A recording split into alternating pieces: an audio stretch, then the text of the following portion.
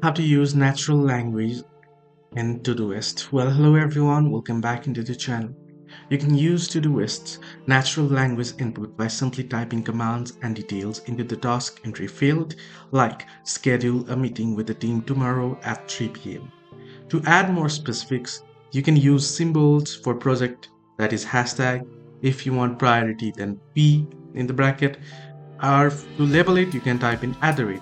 And to add collaborator, you can use the plus option, plus icon, as well as phrases for date and time.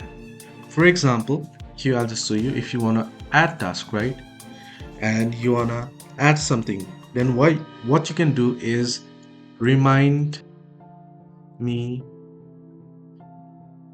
at @. Now here this is to label it.